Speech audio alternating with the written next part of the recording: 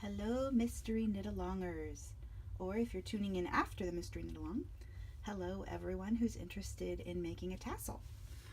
For the Rule of Thirds mystery knit-along, on Clue 5, there are optional tassels that can be made with your leftover yarn.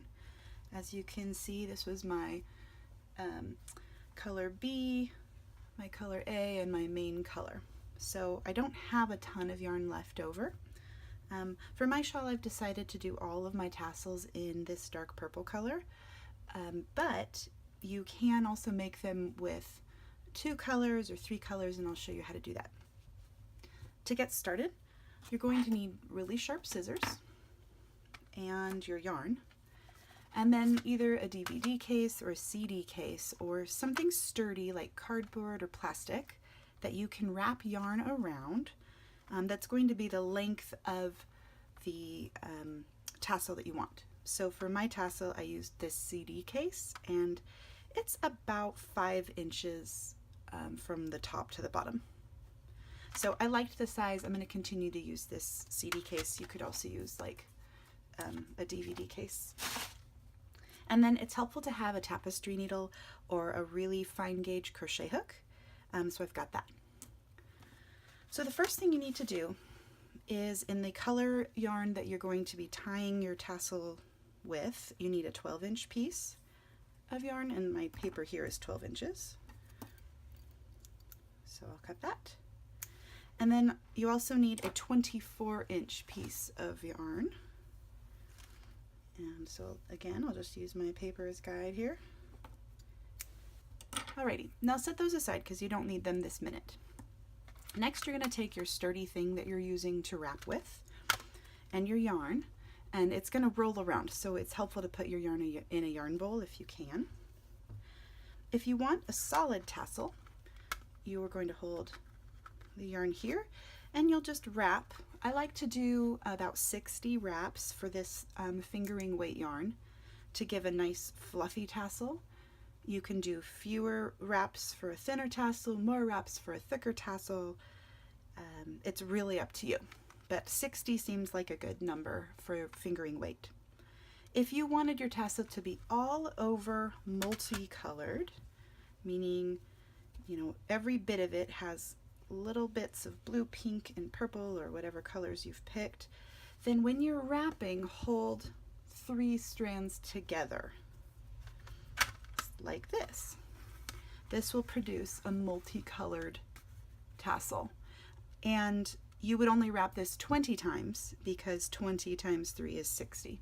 So that will give you the same thickness as a 60 wrap with 1 color.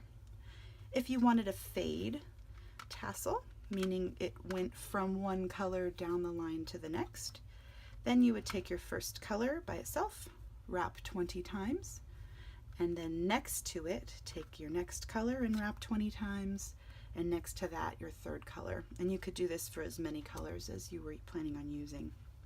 But as I said before, I'm just gonna stick with my purple. Okay, so I'm gonna take my yarn, take my CD case, and wrap 60 times. And you can, that's 5, you can, I'm going to just fast forward the video through this part. So 1 time would be from here coming all the way back down again. So I've done 5. You can see 5 strands. Okay, I've wrapped 60 times. I'm going to trim my yarn here at the bottom and then set my CD case down on the table so it's sturdy. Now it's to the part where I'm going to use my crochet hook. So I'm going to take my 12-inch piece of yarn and push my crochet hook under all of the threads in here. So there's, you can kind of see I haven't missed any of the threads. It's all the way through, under all of them. Then I'm going to take my yarn folded in half, which gives my crochet hook a loop. So I'll grab that loop with the end of the crochet hook, and I'm going to turn the head of the crochet hook sideways and down so that it doesn't snag on any of those other strands. I'll hold 1 strand of my 12-inch loop, pull the other strand through. So I've made a little place where I can tie a knot. So I'm going to tie my initial knot, but not pull it too firm. Just it's there, it's ready to pull firm. And then I'm going to slide these carefully off of the CD case.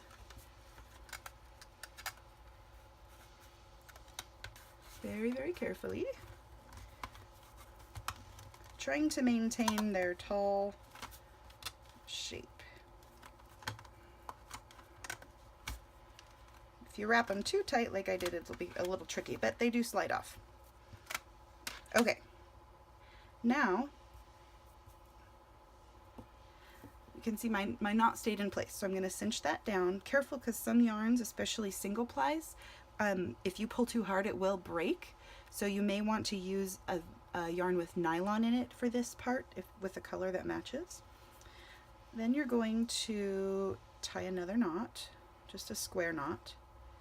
So I'm going to cinch down my first knot, hold it in place with my middle finger, and then cinch down this next one. And if you have a person's finger handy, that will be helpful. Okay, we really want to secure this though. Not quite done with this step.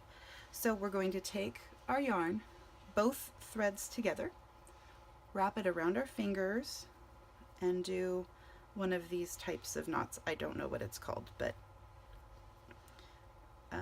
it's one of those ones where you wrap and pull the yarn through. And I'm going to hold it really close to the base of that other knot as I pull the tail, just so that the knot is down there where I want it to be, not, you know, higher up in the thread. This then becomes the thread that we use to attach the tassel to our final project.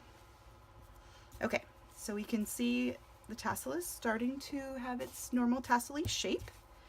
Now we're going to take this doubled up, this is our 24-inch piece of string or yarn, and you can tell I've folded it in half. We're going to keep it folded in half. You'll pick how big of a tassel head you'd like. I kind of like them where they have a lot of tassel and a smaller head. Some people like them to be maybe not that far down, but more oval shaped there. This is how I did my first one. So I'm going to line them up and try to make them both look approximately the same. So to do that, I lay my yarn down approximately in the middle, put this over the top, and again I'm going to tie a square knot. And as I pull that, it looks not quite right, so I'm just going to move it up slightly before I cinch it all the way. That looks good. Maybe down a little bit now. Okay, so I've cinched it down. I'm going to do another knot there. Cinch, turn it over, and repeat the process on the back side. So there's one. Double square knot here. You'll take your end that has the loop to it and wrap it around the head of your tassel until there's just little bitty space left. See, a tiny little loop there. Take your crochet hook. So first wrap the end with the two broken tails the opposite direction around, and then put your crochet hook through the loop and grab that other loop, and you're going to cinch it down.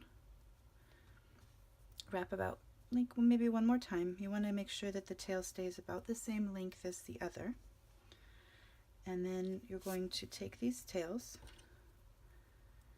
put them through a tapestry needle like so, and then from the top you're going to put it down through the center of your tassel. You can see it poking through there, and pull through, and pull your tail nice and tight. So that buries your ends. It keeps the head part attached really nice and securely, and you won't be able to find your ends now either because they're the same length here. Okay, now, some people like to cut these before they tie. I just feel like it makes it unruly, so I like to cut after. But if you're not careful, you could end up with tassels that are different lengths. So I'm going to pull on it several times to try and bring these all up to the same height. Put my finger in there, find the loops once again. Okay. And then now that they're all pressed up, I'm going to very carefully pull up as I cut, making sure they're all the same height. Oops. If you miss a few, you can cut them again. There we go. Beautiful. So now, if you have any stragglers or some that are different lengths, you can cut those. If you want them absolutely perfect, what I recommend is after you've made all of your tassels, line them up, voila, in a row.